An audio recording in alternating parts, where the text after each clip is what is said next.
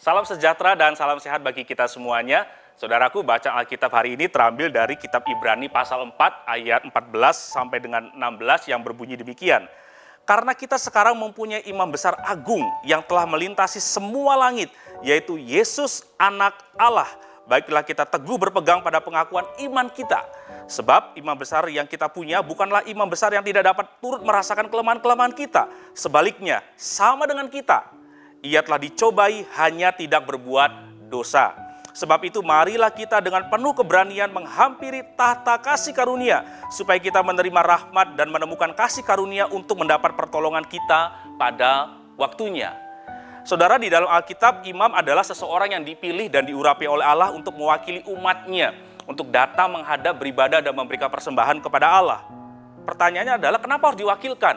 Kenapa umat tidak bisa dapat datang secara langsung menghadap Allah? Karena manusia penuh dengan dosa, sedangkan Allah kudus adanya.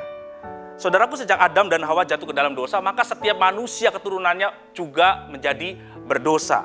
Dan dosa itulah yang telah merusak hubungan antara manusia dengan Allah, sehingga hubungan kita menjadi terputus sejak Adam dan Hawa jatuh ke dalam dosa. Manusia tidak dapat lagi secara langsung datang dan berkomunikasi dengan Allah.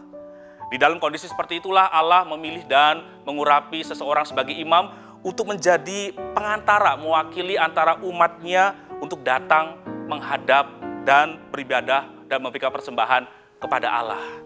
Namun melalui kematian Yesus di kayu salib, maka tirai bait Allah terbelah menjadi dua dari atas sampai ke bawah. Itu artinya tidak ada lagi penghalang, tidak ada lagi hambatan antara manusia dengan Allah. Melalui pengorbanan Yesus Kristus, maka manusia sekarang dapat secara langsung datang menghadap Allah, berdoa dan berkomunikasi dengan Allah. Yesus telah dan akan terus menjadi imam bagi kita, orang-orang percaya. Dan bahkan Alkitab mengatakan bahwa Yesus adalah imam besar agung, karena dia, pertama, penuh dengan kuasa.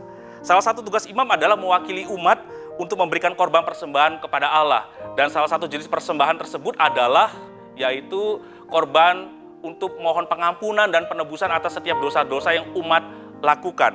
Nah, kalau Yesus itu adalah imam besar agung, maka Yesus sendiri yang mengorbankan dirinya, mencurahkan darahnya, menjadi korban, mengorbankan dirinya untuk mati di kayu salib, menebus dosa umat manusia, dan bahkan menyelamatkan setiap orang-orang yang sungguh-sungguh percaya kepada Dia.